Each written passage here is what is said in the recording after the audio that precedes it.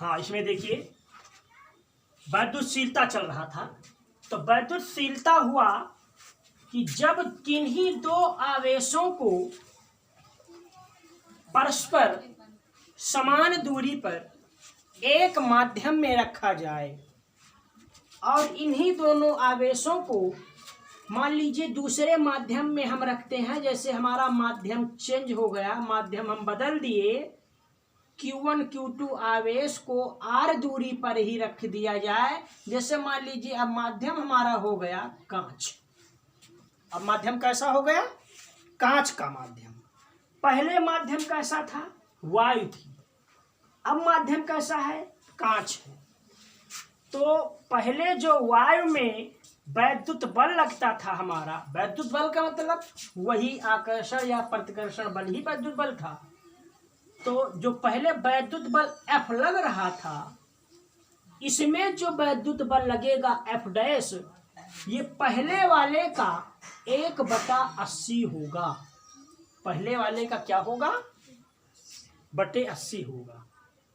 ठीक। तो वैद्युतशीलता की डिफिनीशन क्या होगी? नोट कर लीजिए। वैद्युतशीलता वह भौतिक राशि है, वैद्युतशीलता वह भौतिक राशि है जो यह निर्धारण करती है कि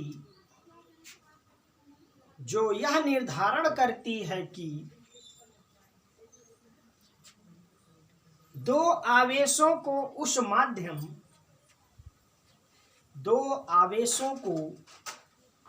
उस माध्यम में रखने पर उनके बीच लगने वाला बल कितना होगा। परिभाषा से समझ गए होंगे।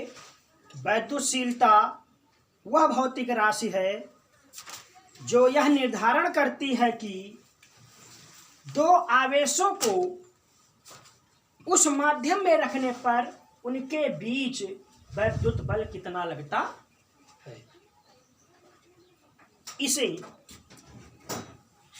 एप्सिलॉन से प्रदर्शित करते हैं। वैद्युतशीलता को एप्सिलॉन से प्रदर्शित किया जाता है।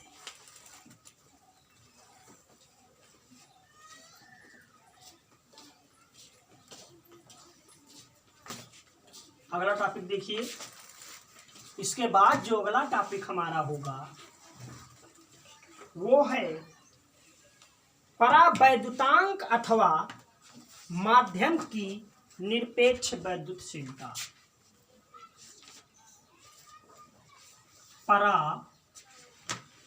परावैद्युतांक अथवा माध्यम की निरपेक्ष वैद्युतशीलता। देखिए, परावैद्युतांक अथवा माध्यम की निरपेक्ष वैद्युतशीलता क्या है। तो परावैद्युतांक अथवा परावैद्युतांक की इसको हम प्रेजेंट करते हैं, दर्शाते हैं। जैसे इसका होगा एप्सिलॉन 0 यही अनुपात कहलाता है परावैद्युतांक, जिसे हम K कहते हैं। K इक्वल होता है एप्सिलॉन/एप्सिलॉन0। इसको क्या कहा जाता है? परावैद्युतांक। अब ये एप्सिलॉन क्या है? ये हमारा है, मान लीजिए जैसे दो माध्यम है। पहला माध्यम हमारा है वायु और दूसरा माध्यम है कांच। एक माध्यम का दूसरे माध्यम के सापेक्ष अनुपात को क्या कहा जाता है? परावैद्युतांक कहते हैं। तो इसकी डिफिनीशन नोट करिए।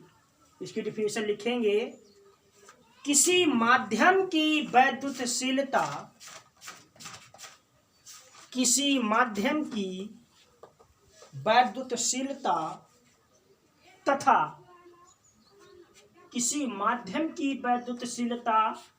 तथा निर्वात की वैद्युतशीलता तथा निर्वात की वैद्युतशीलता के अनुपात को परावैद्युतांक अथवा माध्यम की निरपेक्ष वैद्युतशीलता कहते हैं।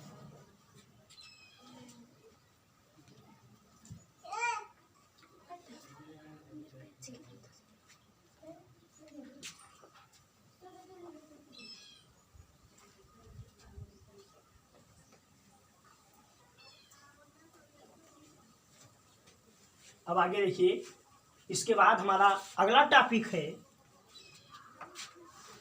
एक क्वेश्चन है, क्वेश्चन नोट करेंगे।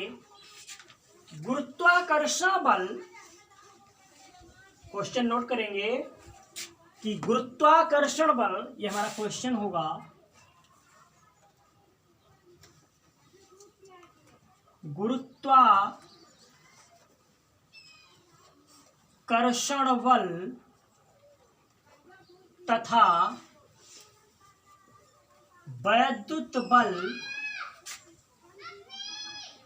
की तुलना।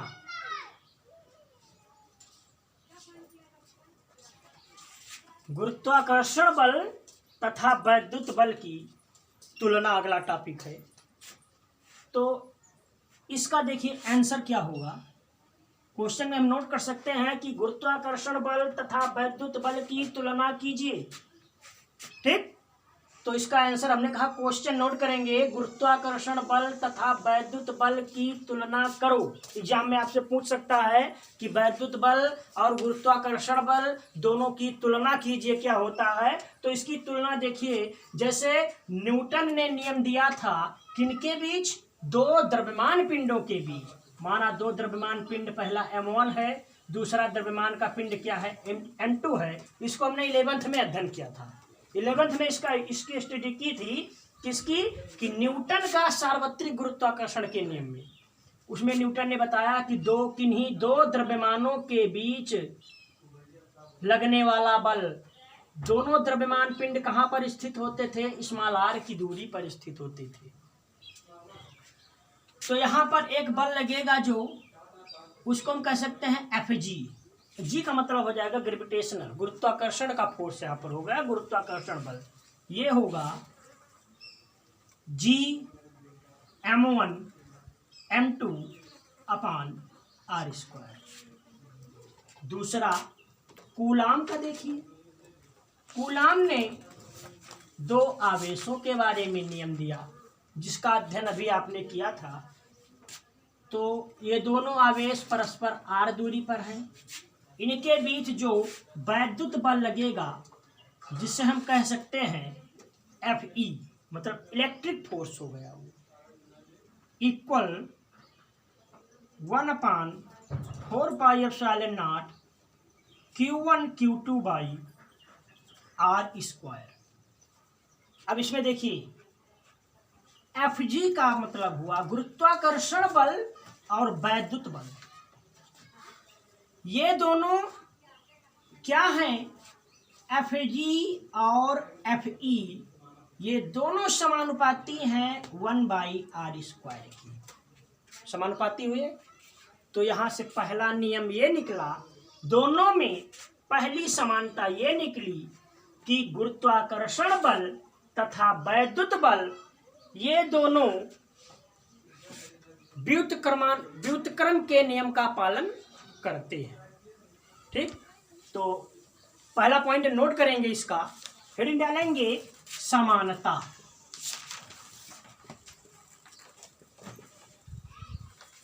समानता में पहला पॉइंट हमारा होगा, व्युत्क्रम वर्ग के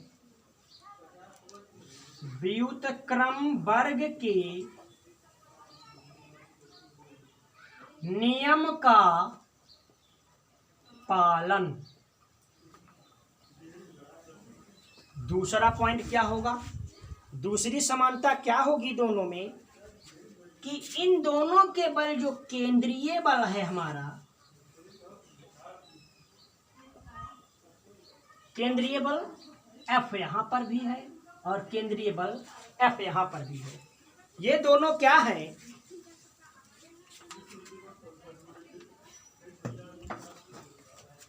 केंद्रीय बल का मतलब हुआ कि इसमें जो है आकर्षण या प्रतिकर्षण होगा और इसमें केवल गुरुत्वाकर्षण बल केवल एक लगता है, जिसको कहते हैं आकर्षण बल।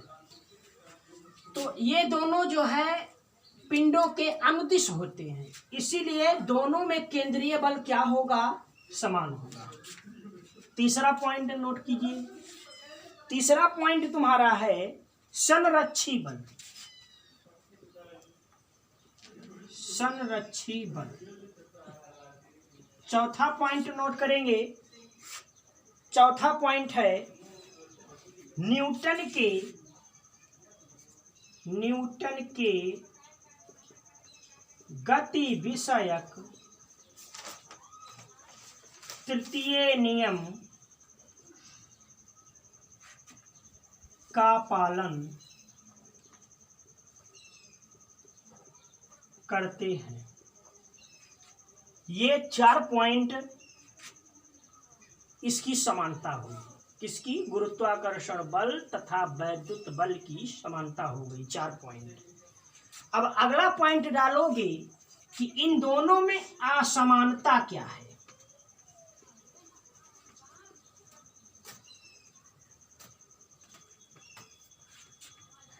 गुरुत्वाकर्षण बल तथा वैद्युत बल में असमानता। इसमें पहला पॉइंट लिखेंगे। पहला पॉइंट तुम्हारा होगा, देखिए अभी बताया था हमने कि गुरुत्वाकर्षण बल में केवल आकर्षण बल होता है। गुरुत्वाकर्षण बल में सदैव कैसा बल होता है? आकर्षण बल होता है। जबकि वैद्युत बल में आकर्षण तथा प्रतिकर्षण दोनों बल होता है। तो यही दोनों में क्या है? असमानता है। तो इसको नोट करेंगे। पहला पॉइंट हमारा कि गुरुत्वाकर्षण बल सदैव आकर्षण बल होता है तथा वैद्युत बल सदैव आकर्षण तथा प्रतिकर्षण दोनों हो सकता है, दोनों होता है। लिखिए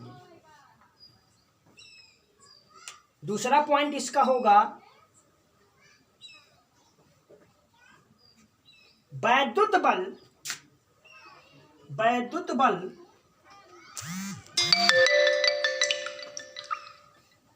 दो वस्तुओं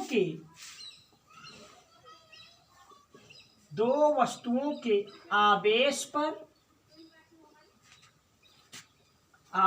पर निर्भर करता है।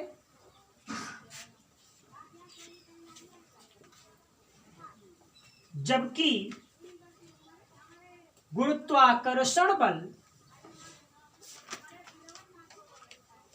उसके द्रव्यमान पर निर्भर करता है।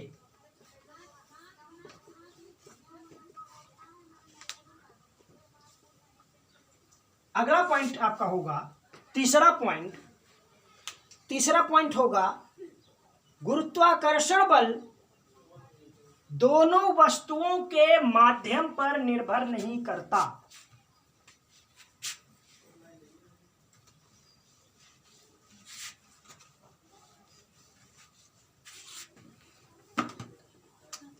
गुरुत्वाकर्षण बल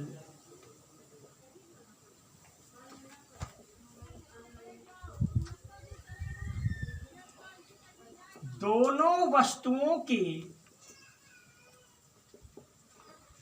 माध्यम पर निर्भर नहीं करता।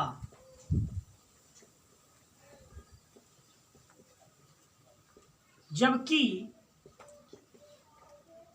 वैद्युत बल निर्भर करता है।